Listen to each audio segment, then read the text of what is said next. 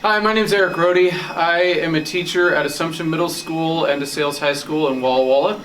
And I teach a lot of things here. I teach journalism, I teach theater arts at both schools, but one of the classes I get to teach is computer science.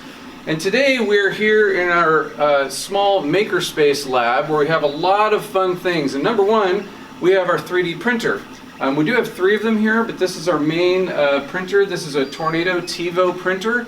It prints a lot of things, and I'm going to show you a little bit about how this works, and at the end there's going to be a little trivia question on a certain part of 3D printing. So, we have this 3D printer. We've had it here for this entire year, and what happens is we have spools of plastic filament that we have right here, and we have a print going on right now. So you load the spool and the plastic into the feeder.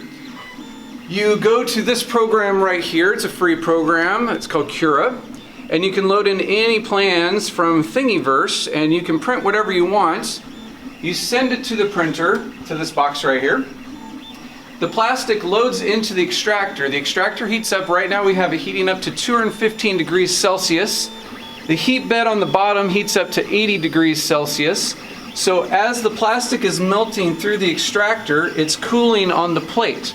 Now right now, this project that we're doing right now, we decided to put our 3D printer to good use for people in our community, for healthcare workers. So we are now printing off all of these pieces of plastic here.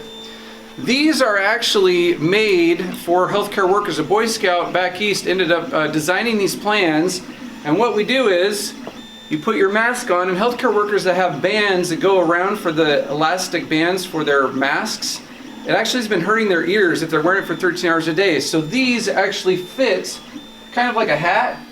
So it fits back here, so you can put the straps on here and it goes around the ears. So right now we're printing about 11 of these about every 5 hours with the assistance of a couple of my computer science students, Simon Scheel and Dominic Keene. Simon is a sophomore, Dominic's a senior here at DeSales High School. They've been helping us print these, and right now we've got about 60 right now. We're going to be donating them to St. Mary's here in Walla Walla and to Dayton General Hospital here in the next upcoming week. So that's what we're doing. We're putting our 3D printer to good use for practical use during the outbreak for our important healthcare workers.